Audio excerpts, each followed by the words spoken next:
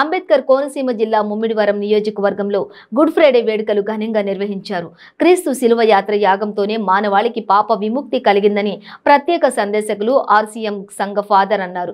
Good Friday సందర్భంగా కేసనకూరు నుండి మురముళ్ల వరకు యేసు కీర్తనలతోటి ఆర్సీఎం చర్చ్ వరకు ర్యాలీగా వెళ్లి యేసు శిలువను మోశారు. ఈ సందర్భంగా చర్చ్ ఫాదర్ మాట్లాడుతూ ఎంతో అద్భుతంగా జరుపుకుంటున్న గుడ్ ఫ్రైడే ద్వారా యేసుక్రీస్తు శిలువలో పలికిన 7 మాటల ద్వారా క్షమాగుణం, బాధ్యత, ప్రేమ, పాపపు ఒప్పుకోలు, దయా గుణాలను అలవర్చుకోవాలన్నారు.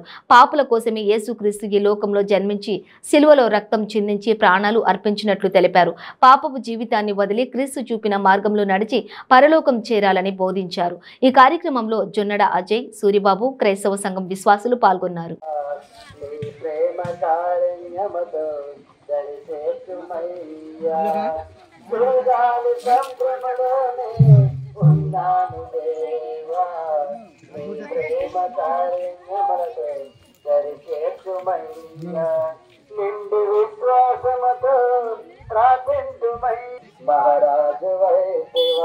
క్రీస్తునాథుని యందు ప్రియ సహోదరి సహోదరులారా, కేసనకూరు దివ్యకారుణ్య దేవాలయం, ఏలూరు పీఠం ఈ రోజున ప్రపంచవ్యాప్తంగా తల్లి అయినటువంటి శ్రీ సభ, కథోలిక క్రైస్తవులు, విశ్వవ్యాప్తంగా ఉన్నటువంటి క్రైస్తవులు క్రీస్తు ప్రభుని యొక్క మరణ దినాన్ని ఎంతో ఘనంగా కొనియాడుతూ ఉన్నారు బహిరంగ శిలువ మార్గం ద్వారా.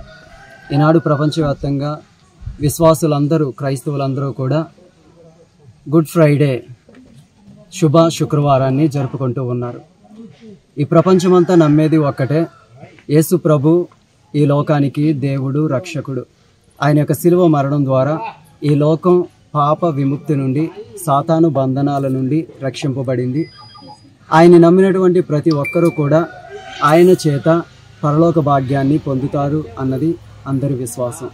ఈ రోజున కథోలిక క్రైస్తవులుగా మేమందరం కూడా శిలువను మోసుకుంటూ పురవీధుల గుండా ప్రదక్షిణలు చేస్తూ యేసు ప్రభు ఈ లోకానికి అనుగ్రహించినటువంటి రక్షణను చాటి చెబుతూ ఉన్నాము. అదేవిధంగా మేము ఎక్కడెక్కడికైతే వెళుతూ ఉన్నామో ఆ వీధులను, ఆ యొక్క కుటుంబాలను, అన్ని మతాల వారిని అందరినీ కూడా యేసు ప్రభుని యొక్క హస్తాల్లో ఉంచి వారందరి కోసం ప్రార్థన చేశాం. వారికి మంచి ఆరోగ్యాన్ని దయచేయాలని, సుఖ సంతోషాలను అనుగ్రహించాలని, పరీక్షలు రాస్తూ ఉన్నటువంటి బిడ్డలకు మంచి ఫలితాలను దయచేయాలని, అనారోగ్యులకు మంచి ఆరోగ్యాన్ని అనుగ్రహించాలని ఈ రోజున మేమందరం కూడా ప్రార్థనలు చేస్తూ ఉన్నాం. కాబట్టి ఈ రోజున ప్రతి ఒక్కరికి కూడా గుడ్ ఫ్రైడే శుభాకాంక్షలు తెలియజేస్తూ ఉన్నాం. ఆ చల్లని దేవుడు అందరినీ కూడా దీవించి సంరక్షించి కాచి కాపాడుదురుగాక.